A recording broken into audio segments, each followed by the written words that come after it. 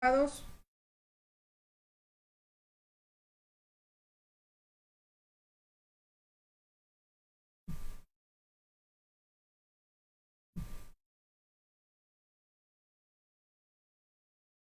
Espera tantito. No, no, no, déjalo, déjalo, ya déjalo.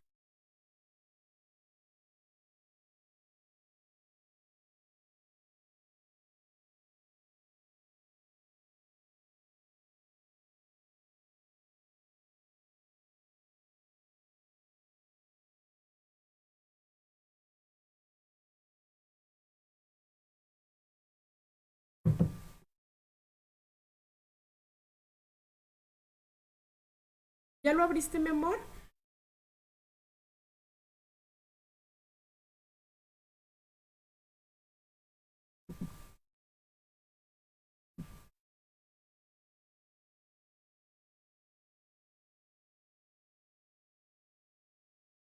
Este lo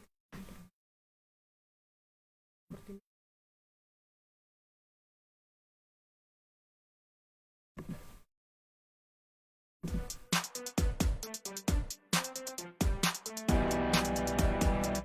Somos Disruptivas, un espacio para contar nuestra historia desde la rebeldía.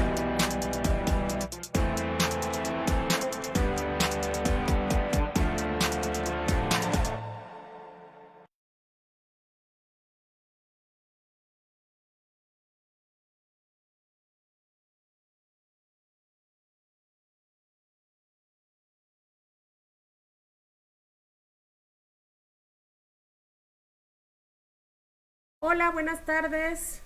Ya estamos acá.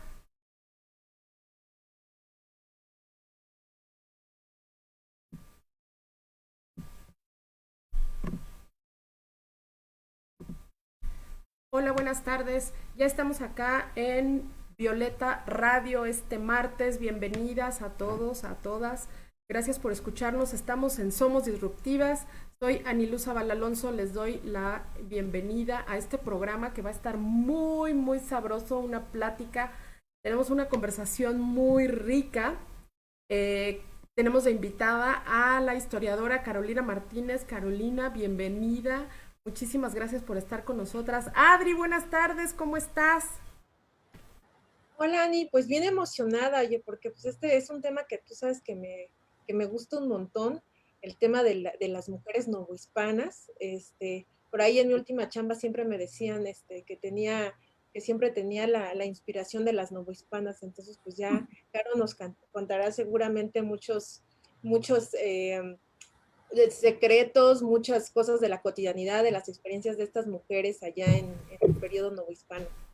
Gracias, Ani. Muy contenta de estar aquí con Caro y contigo, por supuesto. Hola, muchas gracias por el espacio y para mí es un gusto estar aquí con ustedes en esta estación, en este programa y hablando de las monjas no hispanas que esperemos que esté divertido esto y entretenido y les gusta el tema. Va a haber los datitos chistosos, cosas, anécdotas que van a estar buenas.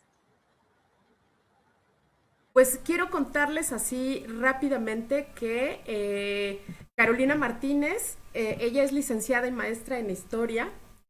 Y en la actualidad, fíjense que trabaja ella de manera independiente, historia económica y social de México, así como vida conventual, religiosidad y vida cotidiana en la Nueva España. Y precisamente creímos que ella era como la indicada para que justamente platicáramos sabrosamente sobre estas rebeldías de pues las monjas novohispanas.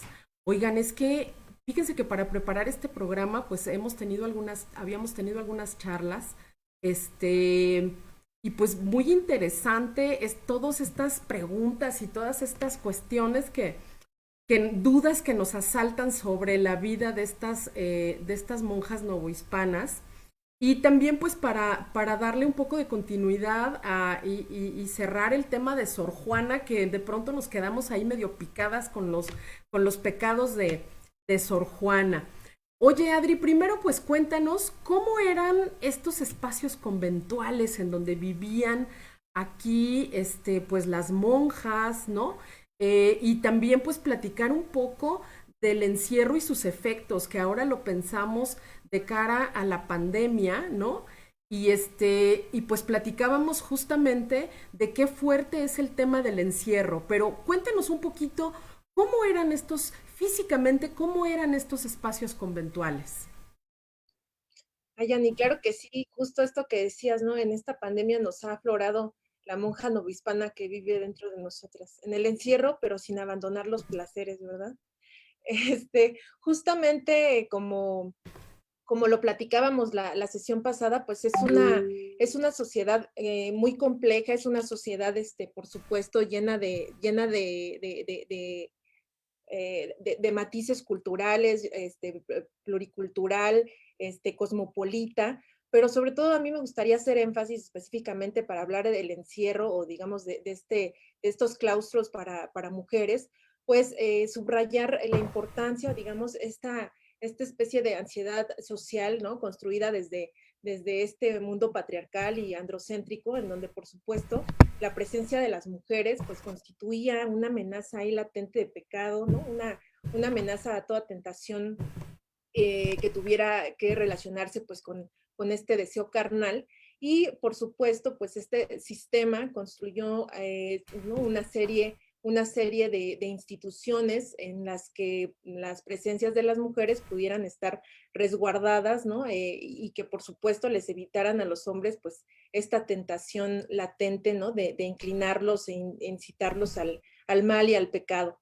Digo, en el tema que hoy nos ocupa, por supuesto, está el tema de los conventos para mujeres, de los claustros para mujeres, que también son muy complejos, ¿no? Porque pudiéramos, yo creo que hablar, y ya Caro nos contará, ¿no?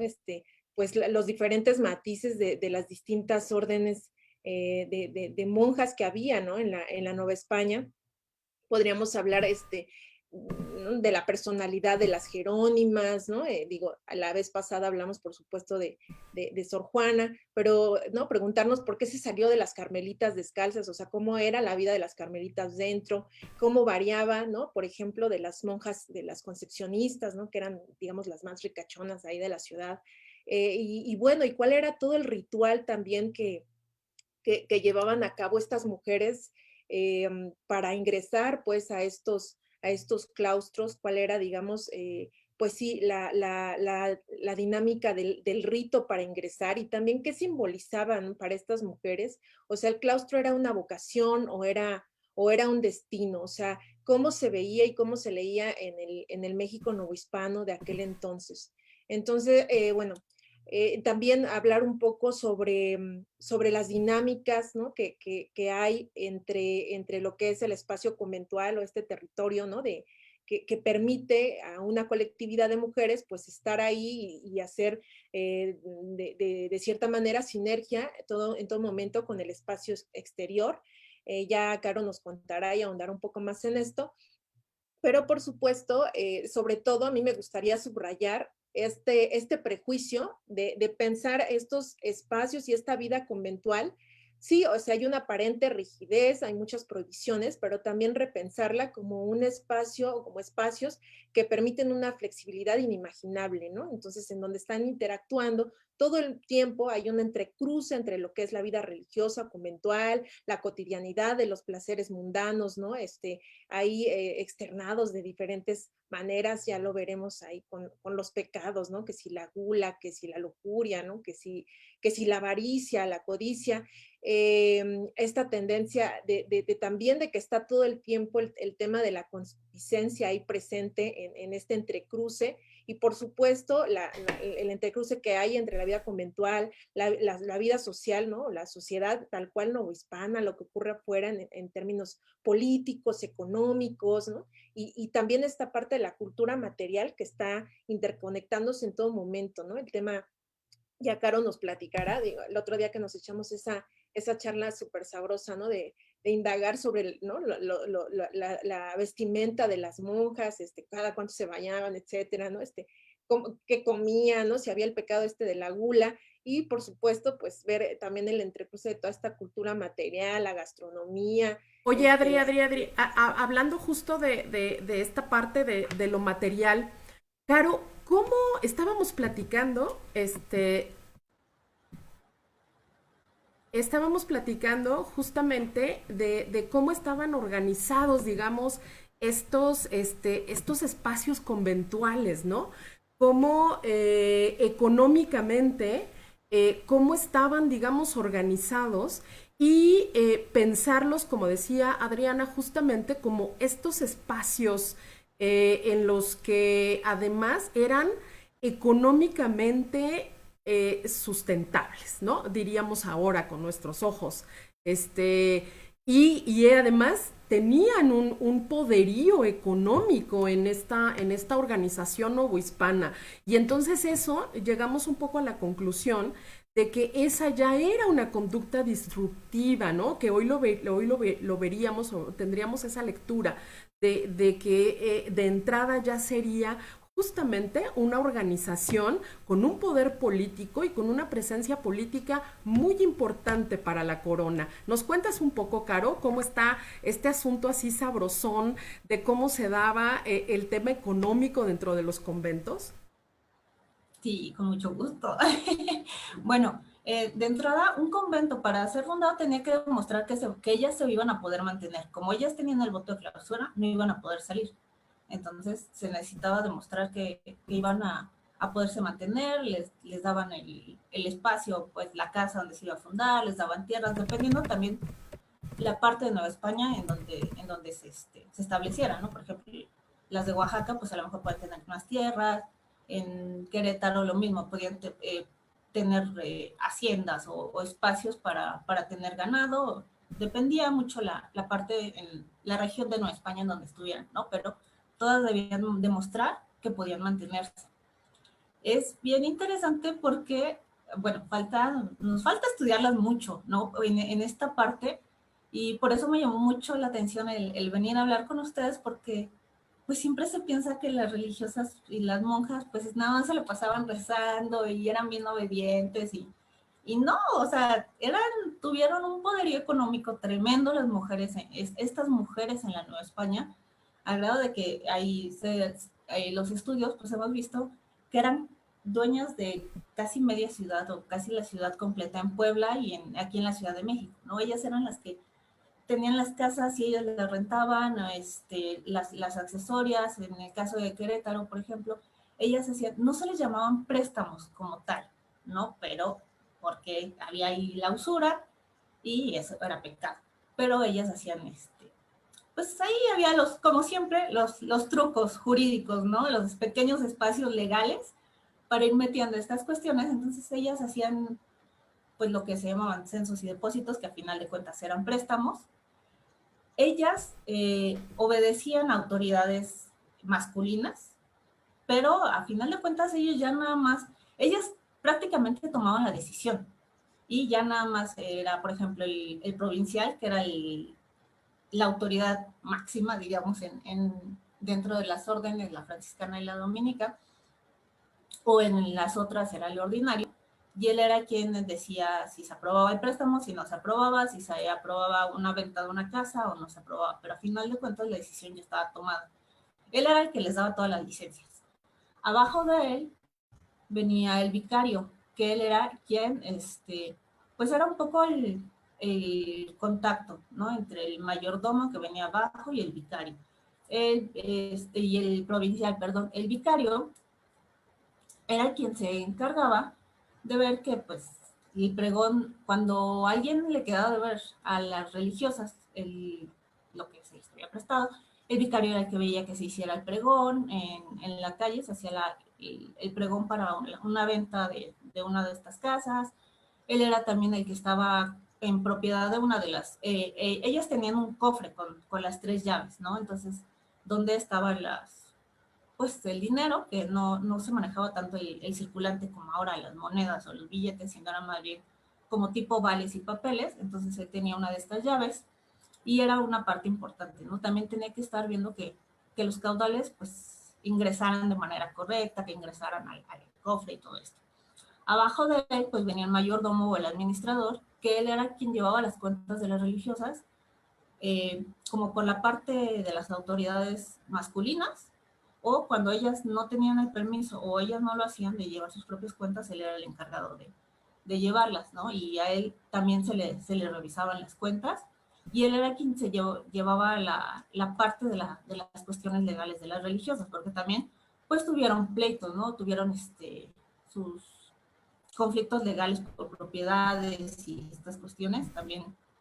Una cosa bastante interesante, la verdad, de ahí ver los pleitos legales. Oye, Abajo, justamente, perdón, en estos pleitos legales es en donde podemos como encontrar justamente estas, digamos, conductas, ¿no? Rebeldes, sobre todo de desobediencia. Y ahí lo podemos conectar un poco con el tema de estos votos que tenían estas mujeres de obediencia y que de pronto, por los bienes materiales, rompían y entonces mandaban cartas y hacían como estas cosas que hoy leeríamos como, digamos, ay, muchachas, a lo mejor me aventuro mucho, pero como actos políticos, ¿no?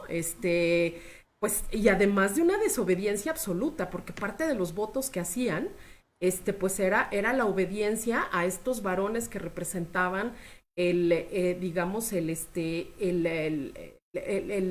poder patriarcal, ¿no? Y que ellas tenían que obedecer y que de pronto rompían. ¿No es así, Caro? bueno, sí, nada más. Y lo que te decía, o sea, ellas ya habían decidido a quién le iban a prestar y qué se iba a hacer y todo, ¿no? Ahí era una cosa también bien importante porque según ellas votaban también dentro, ¿no? Pero ahí había también conflictos entre facciones dentro de los mismos conventos, que era también un reflejo de lo que pasaba afuera entre las familias. Y como dices, esta parte de la escritura, yo creo que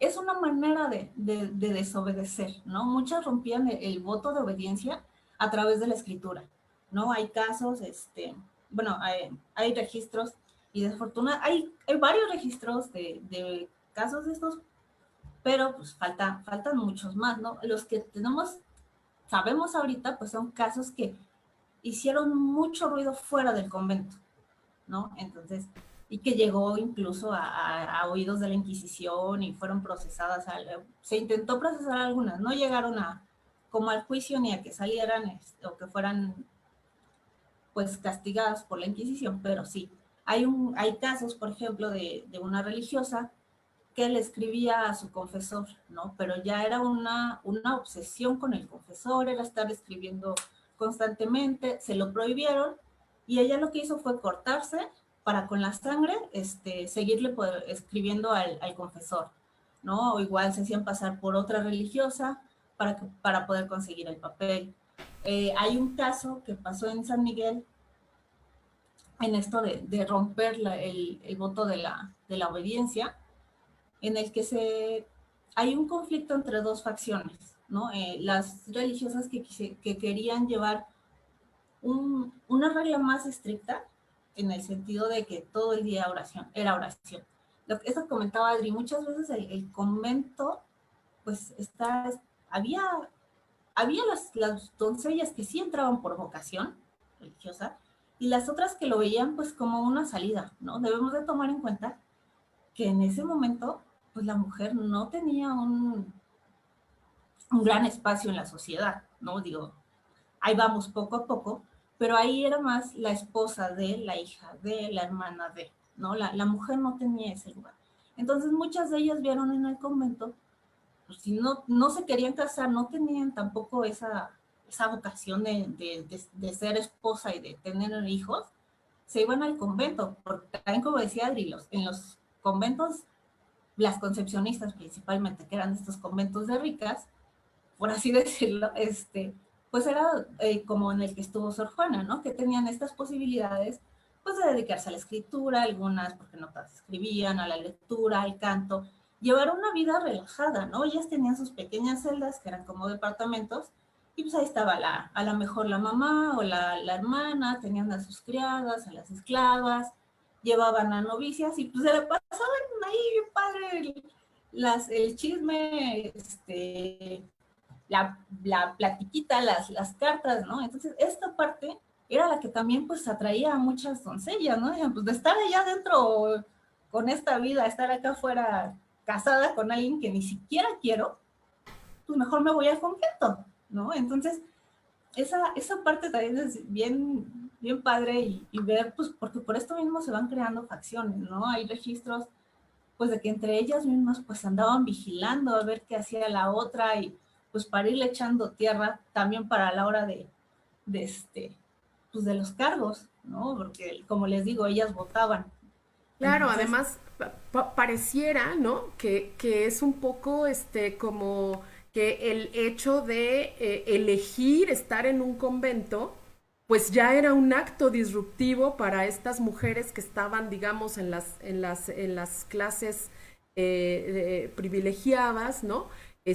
Pues destinadas al matrimonio. Entonces, de alguna manera, era una elección, que era lo que platicábamos, como ahora entendemos la vocación, que es una vocación religiosa, de manera diferente de cómo era para estas mujeres. Entonces me parece muy romántico y muy lindo como pensar que el elegir la vida conventual, pues era ya un acto, era una elección realmente de vida frente a la vocación también para poder realizar, digamos, actividades o tareas que a lo mejor en condiciones de casamiento, de matrimonio, etcétera, pues estas mujeres no podían realizar.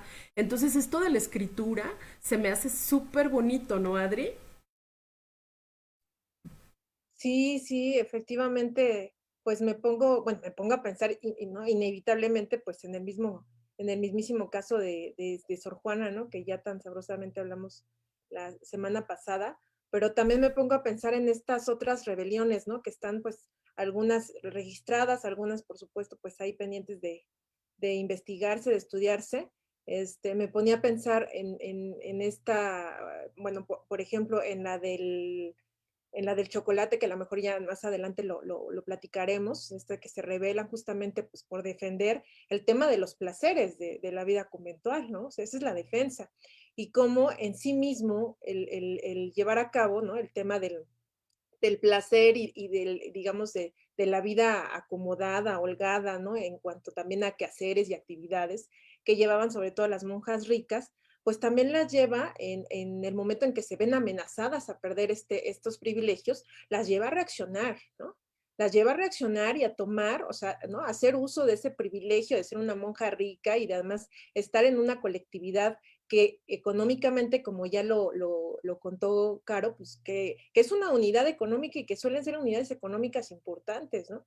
Y entonces escribir, ¿no? Y llevar esa rebeldía, ¿no? Y escribir la carta al rey y rebelarse y pedirle al gobernador que pues, no quieren perder sus privilegios y cómo lo llevan a cabo, pues si de por sí ya están desobedeciendo, cómo lo llevan a cabo y lo finiquitan a través de la escritura, ¿no? A través de estas cartas finalmente a las autoridades.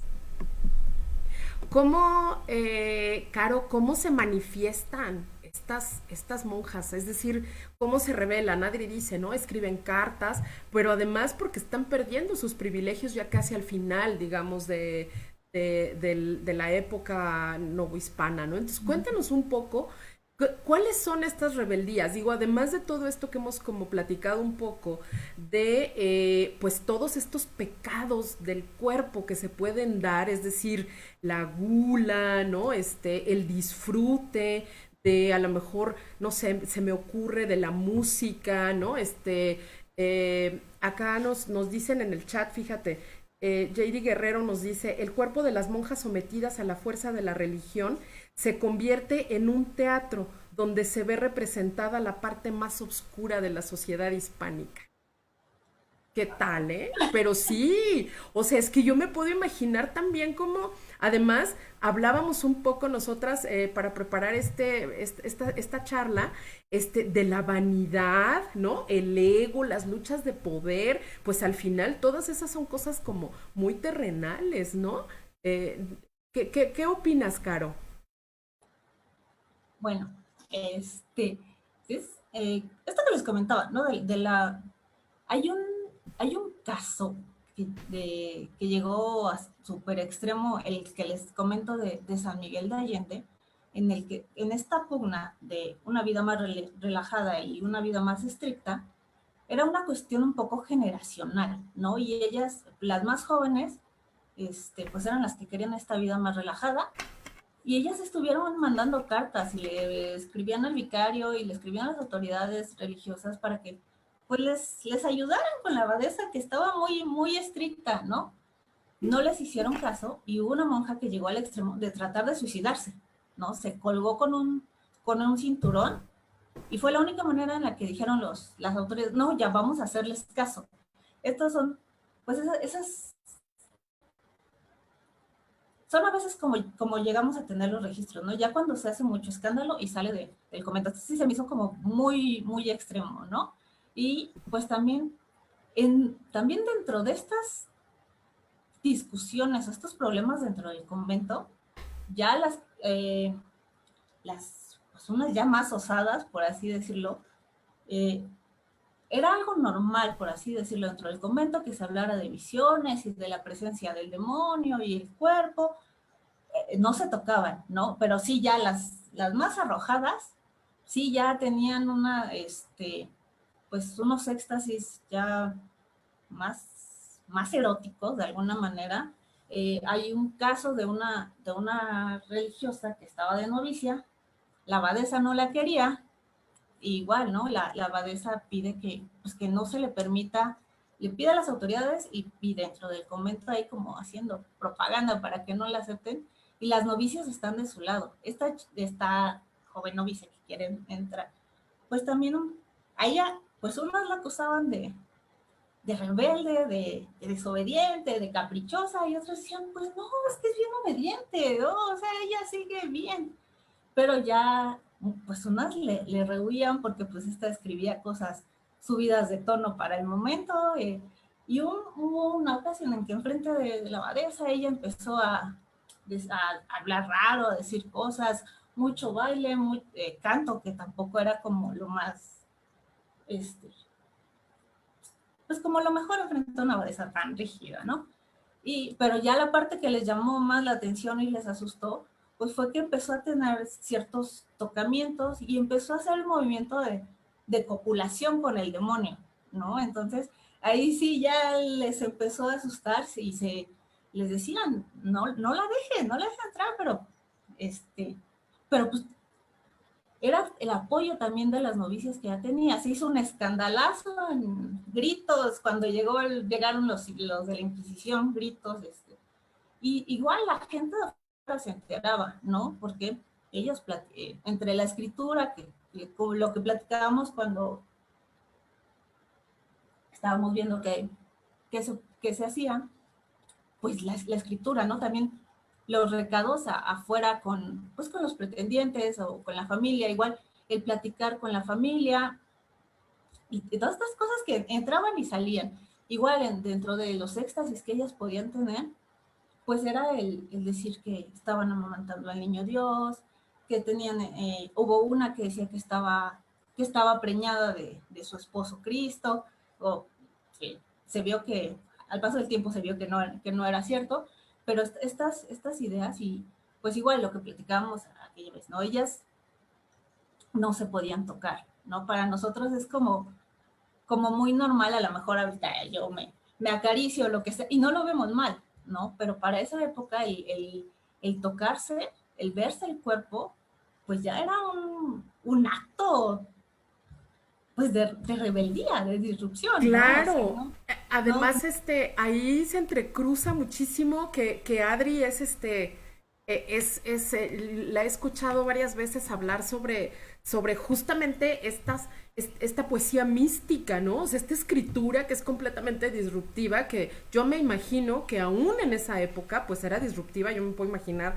la Santa Inquisición ahí persiguiendo de pronto a estas mujeres que tenían estos éxtasis de escritura y que a lo mejor platicábamos también que estaban provocados por el mismo encierro, ¿no? Y además a lo mejor por los ayunos, los castigos corporales, etcétera. Pero tenemos ahí varios ejemplos, ¿no, Adri? De esta escritura mística que podría también considerarse como, yo lo veo como una especie de pecado también, esto de hablar sobre el cuerpo, hablar, escribir sobre estas experiencias muy cercanas que hoy nos suenan muy cercanas a lo erótico, ¿no? Que a lo mejor en ese momento eran un camino, ellas lo veían como un camino a Dios, pero que no deja de ser disruptivo porque además no todas sabían escribir, ¿no? Es también algo que platicábamos, no todas escribían, no todas tenían ese privilegio, realmente escribir era un privilegio, ¿no? Entonces, y pues de lo que comenta un poco Caro, también, pues nos preguntábamos acá nosotras ya en el chisme de café, ¿no? Si cuántos hábitos tenían, si se bañaban, si no se bañaban, o sea, imagínense estas mujeres encerradas, ¿no? El baño, cómo se bañaban, ¿no? Esta vida cotidiana, pues tan compleja y que cruza tantas cosas y que a lo mejor no la tenemos tan documentada, ¿no, Adri? Pues no, o sea, es como de estas grandes ausencias de la historia de las mujeres, el tema en sí misma de la experiencia, ¿no? De la vida cotidiana. Digo, por supuesto, hay muchos más estudios ¿no? que hace 50 años sobre la vida conventual, pero yo creo que pues ahí sigue habiendo como, pues como en esta materia, ¿no? Repito, de la historia de las mujeres, pues grandes huecos ahí. Pero bueno, a mí me gustaría, no sé si puedo retomar este tema del cuerpo, nada más como para dejarlo ahí en la mesa. Este tema que decían, o sea, sí la escritura para revelarse, pero también el uso de la cuerpa, ¿saben? O sea, el uso de la cuerpa para revelarse, ¿en qué sentido? En estos ejemplos tan maravillosos que nos compartió Caro, por ejemplo, la cuerpa revelándose a través del suicidio, a través, por ejemplo, de los ayunos, a través, ¿no? de estos movimientos eróticos, ¿no? Incitados, ¿no? Por la escritura mística, pues a través de la gula, es decir, en todo momento manifestándose pues para externar, ¿no? Este sentir probablemente de no estar de acuerdo con toda esta serie de normatividades y prohibiciones que había en este mundo novohispano, y específicamente en el tema del claustro, pues. Sí, qué fuerte y qué interesante esto, porque al final, pues claro que está ahí esta parte tan humana, ¿no? De pues el disfrute, o sea, esto a mí de la gula me encanta porque además tenemos en el imaginario esta idea de que de todo lo que se gestaba adentro de los conventos en términos de invenciones gastronómicas, de inversiones culinarias, ¿no? Que tiene que ver justo con esta vida conventual de la que nos platicaba Caro, en donde estaban organizadas, ¿no? Totalmente, pues, para llevar a cabo tareas pues, de cocina, ¿no? Porque además me imagino que había un montón de mujeres ahí viviendo adentro, ¿no? De los conventos. Vamos a dar acá unos agradecimientos y saludos a la gente que nos está escribiendo y que nos sigue por Facebook. Toño Gilberto López Fernández dice saludos, tú muy bien, supongo que le dice a Caro. Elvira Robles también nos manda saludos. Carla Priego Martínez dice, yo ya sabía que no se la pasaban tan mal en el convento y se ríe un poco. Y pues sí, es que nos podemos imaginar tantas cosas, seguramente algunas se la pasaban mal, pero había otras que seguramente se la pasaban muy bien y entonces se nos convierten en estas monjas rebeldes. También Sara Achik nos estaba saludando por acá y le mandamos un enorme saludo y abrazo a Carmen Trejo, que también nos está siguiendo por Facebook.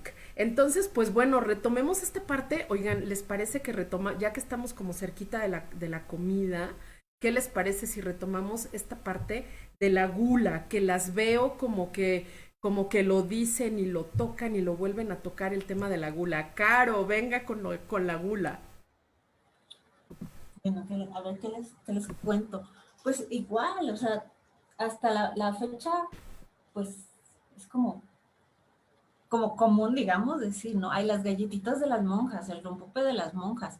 Y claro, o sea, esas son cosas que vienen desde la Nueva España, en sentido de, si ellas tenían, pues digamos, a las que tenían sus ingresos por arrendamientos, las que lo tenían por préstamo, pero también parte dependiendo de cada convento, pues eran las que se dedicaban a vender, las que hacían el upope, las que hacían el bizcocho, las cosas de repostería. Y digo, también hay recetarios, ¿no? Incluso la misma Sor Juana, las recetas, selecciones que ella deja, y también es parte importante del convento, pues igual para la hora del chisme, ¿no? O sea, uno lo hace ahorita, el cafecito, la galletita. Ellas, pues al final de cuentas lo que decimos, ellas también son mujeres, ¿no? Eran mujeres y pues era una manera de estar adentro, pues de ser ellas, ¿no? Era su espacio de poder, vamos a decirlo así.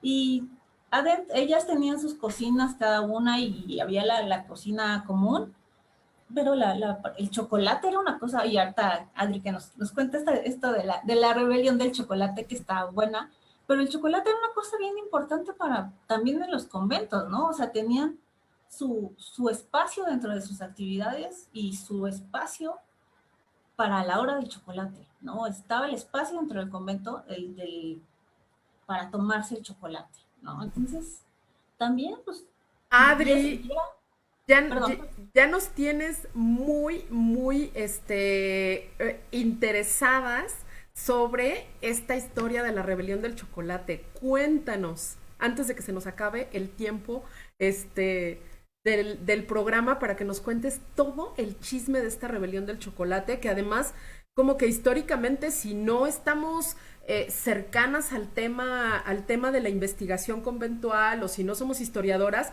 pues de pronto pues no nos enteramos de estas cosas sabrosonas. Hay que encontrarle lo sabroso a todas las partes de la historia.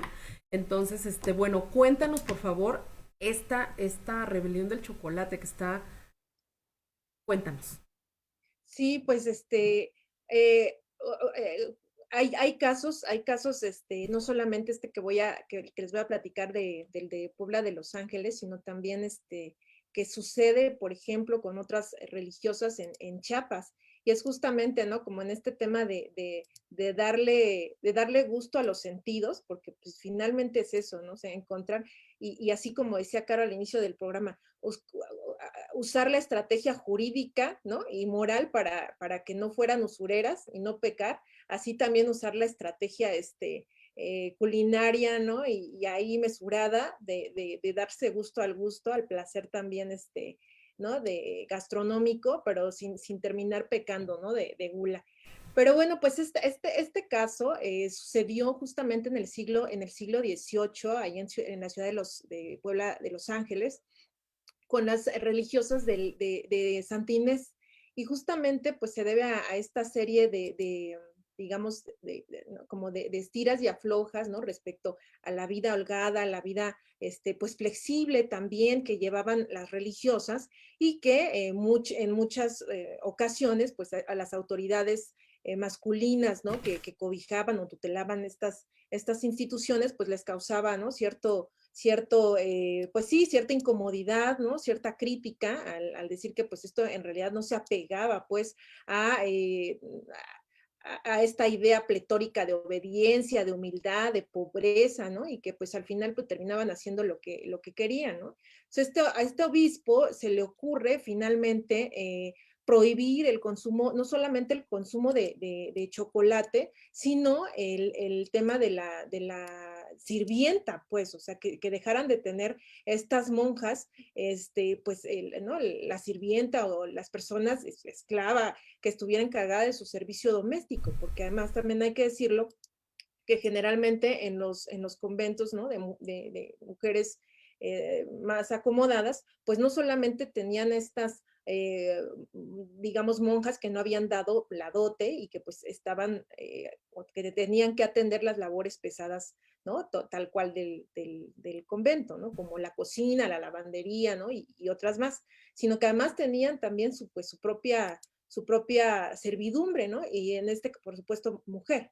Y en este caso, pues prohíbe el obispo, ¿no? Que tengan esta servidumbre y que finalmente esta sirvienta, ¿no? Que era como la figura que al final se encargaba y que tenía por obligación este ritual, ¿no? Del batir, espumear el chocolate, el servírselos, ¿no? El ponerles ahí queso, canela, ¿no? Según la costumbre oaxaqueña o dependiendo pues de cada estado. Y pues llevarles, por supuesto, el tema de la bizcochería, porque por supuesto el tema de la bizcochería en la gastronomía novohispana, pues, ¿no? Surge en los recintos conventuales. Y pues estas monjas se rebelan literalmente, estas religiosas de Santa Inés, y pues escriben, ¿no? Era lo que les decía, terminan escribiéndole a Carlos III, piden la ayuda del rey, porque además el obispo había tomado una serie de medidas, como cambiar a la abadesa, cosa que pues era algo muy criticado, porque se supone que tenía, ¿no? que ser por votación interna, cambia la abadesa, ¿no? Para que justamente se apeguen al tema de la restricción. Pero bueno, al final lo que es interesante es que mientras se resolvía el asunto, literalmente estas mujeres que se rebelaron, que escribieron al rey, que pidieron la ayuda al gobernador, pues las encierran, ¿no? En las celdas, las tienen ahí vigiladas, y al final, pues muy a disgusto del obispo, pues ellas terminan ganando esta pugna, y por supuesto terminan conservando sus privilegios y el chocolate caliente. Por supuesto que sí. Bueno, este es un ejemplo, hay más casos en Chiapas, pero eso es lo que quería decir, y nada más quería recordarles también de este tema del rompope de las monjas y de esta gastronomía que estaban mencionados, estos ejemplos, el pedo de monja, ¿no? El pedo de monja, que es bueno, se supone que es de origen queretano, que es hispánico, pero bueno, quería decirles ahí, no solamente el rompope de Santa Clara, también, ¿no? Los pedos de monja. Oye, me encanta esto de que a toda costa conservaron sus privilegios y, y el chocolate caliente. Eso está muy bonito. Eso está como para hacer nuestro propio refrán, ¿no? Así de hay que conservar los privilegios y el chocolate caliente. Adri, lo vamos a anotar para nuestras charlas posteriores. Y también, vemos, vamos a leer algunos de los otros comentarios que tenemos en Facebook. Cata Martínez nos dice, algo interesante es saber que cuando profesaban las monjas, las rapaban o las metían en un ataúd para simbolizar la muerte de la mujer y nacimiento de la monja. Luego, también Cata Martínez nos dice, deberían hacer otro programa para seguir hablando de esto, ¿verdad que está buenísimo el chisme? A mí me encanta, la verdad es que, fíjense que yo de pronto decía, creo que está medio aburrido el tema, pero no, hombre, nos ha dado para echarnos unas discusiones para preparar este programa, que ha estado buenísimo el chisme de las monjas. Y Carla Priego, muchas gracias Carla Priego, que nos felicita. Dice, qué buen programa. Pues bueno, las invitamos a que nos sigan escuchando acá en Violeta Radio. No se vayan. Caro, ¿qué nos dices de esta parte que decíamos de las vanidades de estas monjas? Yo me puedo imaginar como, ya saben, los votos de pobreza y todo, pero ¿cuáles votos de pobreza? Si había unas que sí hacían votos de pobreza, pero había otras que no. Sí, justo esto, ¿no? Que se mencionaba en los comentarios de a la hora de ingresar, que se les rapaba, pues era también, pues decían con el pretexto de evitar piojos, ¿no? Dentro del convento, ¿no? Pero pues era también esta parte de la vanidad, de evitar la vanidad, pues en este espacio, ¿no? Igual la parte de no bañarse, no poderse bañar, dependía de la regla del convento, ¿no? Pero, pues imagínense los olores ahí adentro del convento, ¿no? Un poco viéndolo desde ahorita, pero pues si nuestras abuelitas usaban los trapos a la hora de la menstruación, el no tener el agua corriente, que igual, digo, también las que, pues, voto de pobreza, pero pues también tenían pues, ciertas cosas, sus cosas, ay, se me fue la palabra, comodidades dentro de la celda, ¿no? También ese era un problema, que si tenían joyas las monjas, pues, ¿cómo iban con el voto de pobreza, cómo van a tener las joyas? Y sí, pues también esta parte del cabello, yo cuando, y del no bañarse, ¿no? O sea, ahorita yo creo que sí nos escandaliza algo el no bañarte, no poder lavar el hábito, que como platicamos, tampoco es que abrieran el closet y encontraran ahí, ¿cuál de todos me pongo hoy, no? O sea, eran pocos, pero pues el no tener las facilidades que tenemos nosotros ahora, ¿no? Y Claro, además estaban en las cocinas, o sea, además hacían como otras labores, ¿no? Entonces imagínense, pues a estas monjas en los encierros, ¿no? Este, no, no, no, bueno, me puedo imaginar ahí de pronto los olores y bueno, para lavar todos los hábitos y bueno, hasta nos reíamos de si tenían pijama, ¿no? Cómo dormían, si se cambiaban para dormir o no, ya hasta estábamos especulando ahí sobre estos temas como más, digamos, cotidianos o más de la vida, y bueno, pues hay muchas cosas que no sabemos, ¿verdad, Adri? Sí, la verdad que sí, sobre todo este tema de la vida íntima, o sea, lo que es, bueno, lo que mencionábamos hace un momento, ¿no? La vida cotidiana, o sea, lo que hacía en sí, ¿no? La suma de esas rutinas que hacía, ¿no? Que daba como resultado, pues, la vida conventual, ¿no? Del día a día. Entonces, pensaba, y volviendo justamente al tema de los sentires, ¿no? O sea, qué sentían estas mujeres, cómo socializaban, también eso es interesante, ¿no? O sea, cómo dentro de las mismas unidades conventuales, pues se prestaba como un espacio también de socialización, no solamente entre la vida, o sea, entre las mismas religiosas, sino también, ¿no? Entre como otras mujeres de la propia familia, o incluso como, pues en este tipo de escuela, como de escuelas de amigas, ¿no? Pero en lugar de ir a la escuela de amiga, iban con la tía monja o con la hermana monja, ¿no? Que finalmente pues también andaba ahí enseñando. Ya Caro nos dirá si labores mujeriles o también le entraban a enseñar la escritura o la lectura, ¿no? Ya nos comentaba que pues, no está relacionado y no es algo habitual en este momento de la historia, el tema de la escritura.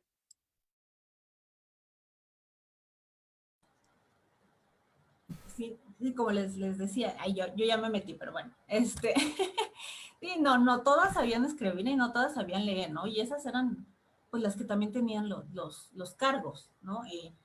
Tenían el espacio en donde se hacía la lectura de los libros de, de vidas, ay, se me fue, se me fue de ejemplos de vida, se me fue ahorita la palabra, ¿no? Pero estas mujeres y de estos hombres ejemplares religiosos, ¿no? Que se los leían a todas para las que no sabían, no sabían leer, pues bueno, la escucha, ¿no? Que aparte era algo recurrente en la Nueva España y hasta el siglo XIX, que no todos sabían leer, no todos sabían escribir, y por eso la oralidad y la lectura en voz alta era algo súper importante, ¿no? También, pues también por eso era pues tanto papelillo que hay con injurias y estos que llamamos libelos y panfletos, ¿no? También pues se iban haciendo chismes, sabemos ahorita, ¿no? El teléfono es compuesto, uno empieza diciendo una cosa y ya para cuando salió del convento ya era una totalmente diferente.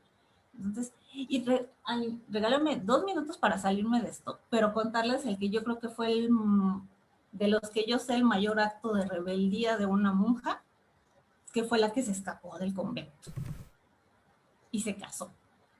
Entonces, si me dejas, me lo echo rapidísimo.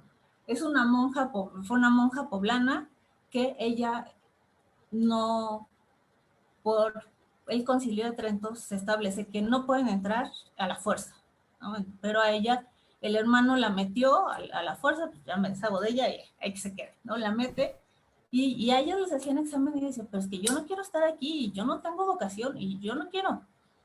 Pues ni modo, mija, me quedas adentro. Pasa tiempo ahí, pero ella buscando la manera volvemos a la escritura, ¿no? Ella escribiendo, buscando la manera de que las autoridades la escuchen, hasta que un día le toca a ella ser la tornera, que era esta mujer, estas religiosas encargadas del torno y de la puerta del convento, pues tengo la llave.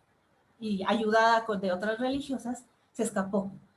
Sale, otras religiosas, pues de la misma ropa de las criadas, le dan cierta ropa para estar afuera, que se pueda quitar el hábito, y por medio real le dice a un niño indígena, pues dime en dónde puedo ir a vivir con una mujer, ¿no? O sea, está bien que no tengo vocación, pero la honra es importante en esto. Y se va a vivir con una mujer indígena, en el camino se encuentra a un hombre, ahí empieza a ver como ciertos coqueteos, y ella le dice, no, yo soy casada, no puedo. Se separan, su caso estaba en Puebla, y ella lo manda carta acá a la Ciudad de México para pedir que, pues, que la dejen salirse del convento, que ella no tiene la vocación religiosa y que ella no quiere ser religiosa, manda para acá su solicitud, y pues ella se viene, ¿no? En el camino otra vez se encuentra este hombre, pues vámonos juntos, ¿no? Pues nos vamos acompañando. Llega acá a la Ciudad de México y le dice, no, no, tu caso no procede porque son con las autoridades de Puebla con quien lo tienes que arreglar. El chiste es que al final de cuentas ellos se casaron, pero pues a ella la agarraron y la metieron al colegio de Belén, porque ella estuvo esperando, o sea, ella sí estuvo esperando que le dieran la aprobación para salir del convento. La meten al colegio de Belén, ahí reclusa, se vuelve a escapar, se vuelve a encontrar, y cuando los apresan a los dos, y ella en su defensa decía, yo a él no le dije, él no sabía que yo era religiosa, y era cierto, ella no le había contado a él que era religiosa, le dijo, soy casada, y después le dijo, no es cierto, pero nada más, ¿no? Y él también decía, yo no sabía. Al final, a ellos decían, pues sí, vivimos juntos, dormimos en la misma cama, pero es porque no tenemos para otra cama, ¿no? O sea, somos pobres, no tenemos para otra cama. Y ni modo que uno esté en el piso. Dormimos juntos, pero no pasa nada. Al final, pues ya no sabemos qué pasó, porque el expediente está inconcluso. No, eso no se vale que nos que nos dejes así, Caro, con esta historia maravillosa es como la monja fugitiva, ¿no? Oye, podríamos hacer el ejercicio de escribirle el final a esta historia. Las invitamos a que igual por el Facebook nos puedan ahí dejar el final de la historia. Y Adri tiene ahí otro chisme de la historia de otra monja, ¿verdad, Adri? Ay, pues sí, amigas. Fíjense que esa historia, pues, por supuesto, ¿no? Habrá muchos de quienes nos acompañan, ¿no? Ya le hayan entrado. Y esta, pues, es la que nos cuenta el historiador Antonio Rubial justamente en su novela de los libros del deseo, ¿no? Que cuenta finalmente, pues, la historia de esta monja, ¿no? De Antonia de San José, una profesa del convento de Jesús María, quien pues por allá a finales del siglo XVII pues está faltando justamente al tema del voto de la castidad, ¿no? O sea, ella que termina pues al final teniendo un amorío con un fraile agustino y que ambos pues terminan procesados, ¿no? por la Santa Inquisición, y cuyo digamos, también proceso inquisitorial encuentra Rubial, ¿no? Allá en el Archivo General de Indias, en Sevilla, y que pues construyen esta novela muy, muy rica, muy sabrosa, que se las recomendamos mucho, que es justamente Los libros del deseo, para que le entren y conozcan un poco más de esta historia de Antonia. Pues cómo termina ella siendo pues castigada, ¿no? ¿Qué pasa con la criatura que tienen? Ahí les meto la espinita para que conozcamos todas estas historias de rebeldes, ¿no? Estas historias de mujeres que están rompiendo los votos y que están encontrando en todo momento la manera, pues sí, tal vez son excepciones, son excepcionales. Hay algunos casos como el de ella, a lo mejor ahorita también lo que nos compartió Caro, son excepciones, pero finalmente nos habla de que había y de que pues por supuesto, ya fuera con ejemplos así, ¿no? Tan evidentes de esta ruptura a los votos, o con estas otras formas más de tipo estratégico también para rebelarse, pues estaban ahí, ¿no? Repensando su existencia y tratando de negociar el placer y el sentir y el ser, ¿no? En una sociedad pues tan prohibitiva.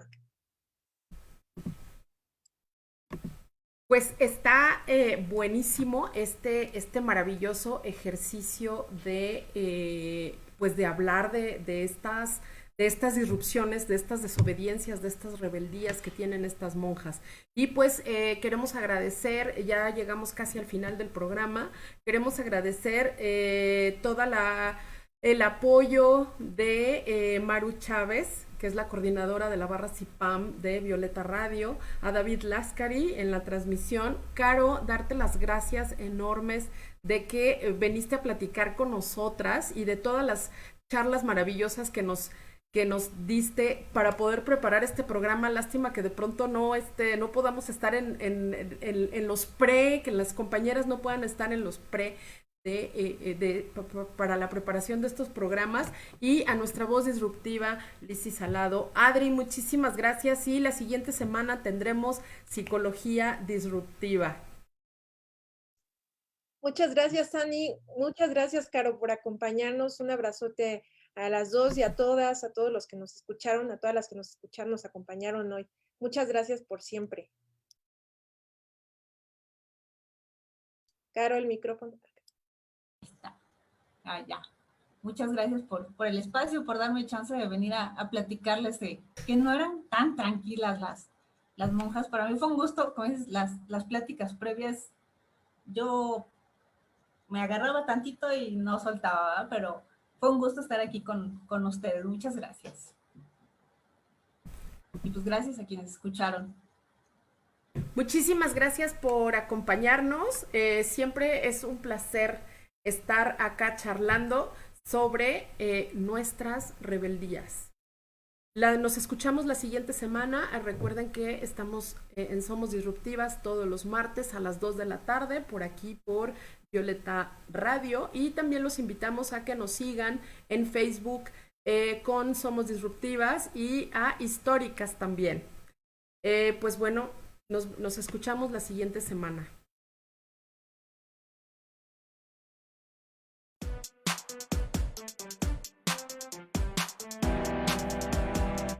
Somos Disruptivas, un espacio para contar nuestra historia desde la rebeldía.